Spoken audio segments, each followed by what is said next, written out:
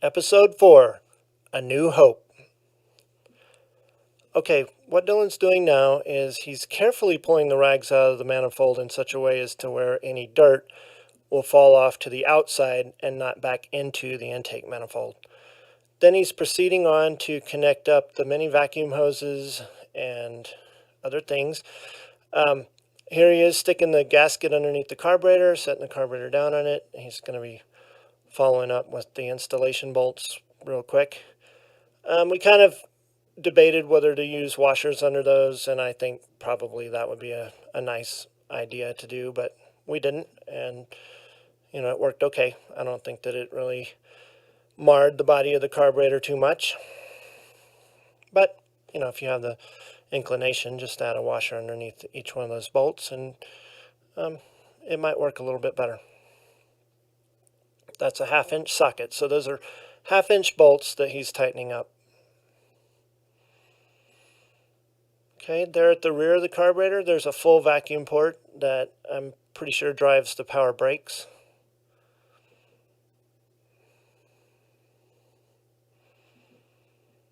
And now he's hooking up a new vacuum hose from what I believe to be an emissions-related component, sort of snaking it under there. He put a little squirt of WD-40 on the carburetor so that so the hose would slide on there real nice and easy.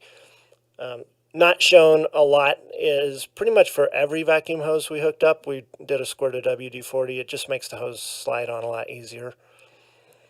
Now he's coming in with some of the kickdown linkage, the accelerator pedal linkage, the springs that that make everything snap back when you let off the gas pedal.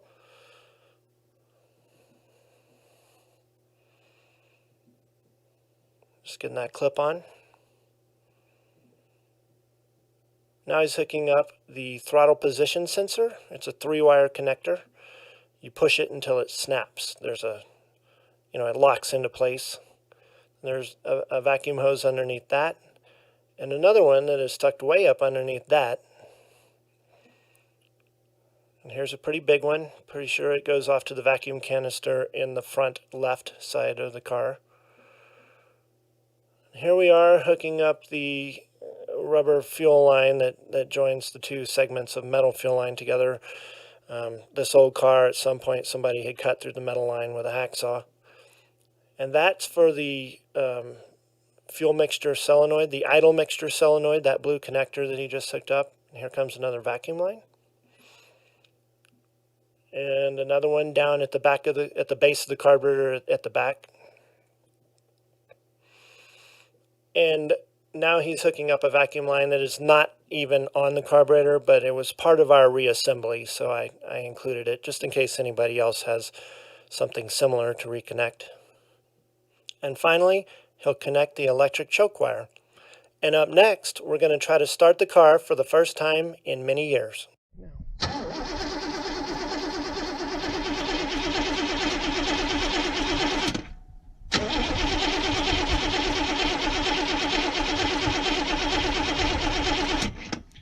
Don't give it so much damn gas. Like a pump should be a quick pump, not this long, slow thing.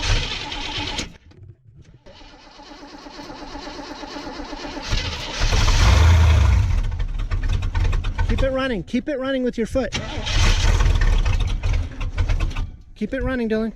Are we sure the gas pedal is hooked up correctly? Why wouldn't it be? I don't know, it feels sloppy. As far as I know, yes. Now stop pumping gas in there and start it up.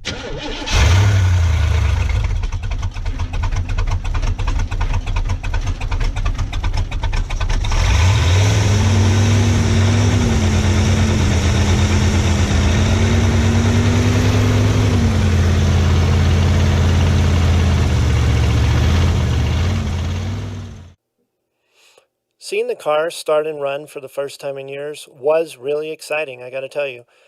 And it made us feel like we must have done something right during our amateur carburetor rebuild because, the results speak for themselves. But I believe in keeping it real, and I do want to tell people that there are a couple of problems with this car that have not yet been resolved. One of them is, after the car has sat for several days, it is very hard to start. My personal thinking is that maybe the fuel bowl is leaking. That's something we didn't really address during the rebuild, and maybe we should have. And the second thing is, it won't casually drop down from fast idle to slow idle when it's warmed up. In other words, I would expect a small throttle bump to let it drop down, but instead you have to practically floor it briefly to get it to drop down to its slow idle. For both of these issues, if anybody has any thoughts on what's happening there, please leave a comment. We'd appreciate it. Up next, we set the fast idle, then the slow idle.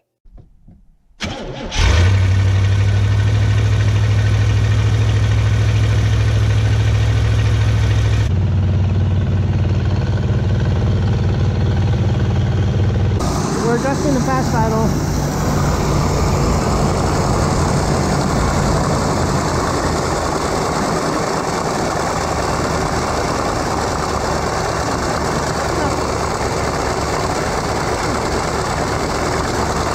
Remember how fast it was?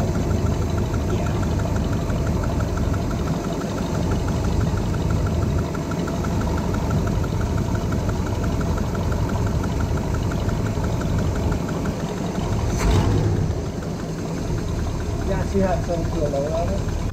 We've actually got our carburetor back on. We turned down the idle.